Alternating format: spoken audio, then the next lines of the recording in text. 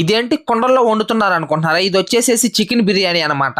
ముందుగా ఇతను అయితే చికెన్ తీసుకుని దాని లోపల అయితే పెరుగును వేసేసి ఆ తర్వాత కారంను వేసేసి ధనియాల పౌడర్ను కూడా అయితే వేసేస్తాడు. అలా వాటి మొత్తాన్ని వేసేసిన తర్వాత మళ్ళీ దాని లోపల అయితే పసుపుని వేసేసి ఆ తర్వాత సాల్ట్ని వేసేసి టమాటా గుజ్జుని అయితే పోస్తూ ఉంటాడు. అలా పోసేసిన తర్వాత మళ్ళీ దాని లోపల అయితే అల్లం పేస్ట్ని కూడా వేసేసి దానిపైన అయితే కొత్తిమీరని అయితే వేస్తూ ఉంటాడు. అలా వాటి మొత్తాన్ని వేసేసిన తర్వాత ఇతనైతే వాటి మొత్తాన్ని ఇలా చేత్తో కలుపుతున్నప్పుడు ఇక్కడైతే బియ్యాన్ని అయితే ఉడకబెడుతూ ఉంటాడు. అలా సగం ఉడికిన బియ్యాన్ని అయితే పక్కన పెట్టేసేసిన తర్వాత ఈ కుండ లోపల అయితే ఆనియన్స్ అయితే వేస్తూ ఉంటారు. అలా ఆనియన్స్ మొత్తాన్ని వేసేసిన తర్వాత దీని లోపల అయితే బిర్యానీకి సంబంధించిన ఆకులు మొత్తాన్ని అయితే వేస్తూ ఉంటాడు. అలా వేసిన తర్వాత కలిపి పెట్టిన చికెన్ తీసుకుని వచ్చి దాన్ని కూడా ఈ కుండ లోపల అయితే ఇలాగైతే వేస్తూ ఉంటాడు.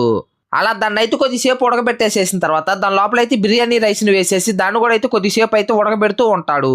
తర్వాత చూసే ముందు అందరూ మన వీడియో చూస్తున్నారు కానీ ఎవరు లైక్ చేయట్లేదు, ప్లీజ్ లైక్ చేయండి. ఫైనల్ గా వేడి వేడిగా కుండలో తయారైన బిర్యానీ అనేది రెడీ అయిపోతుంది.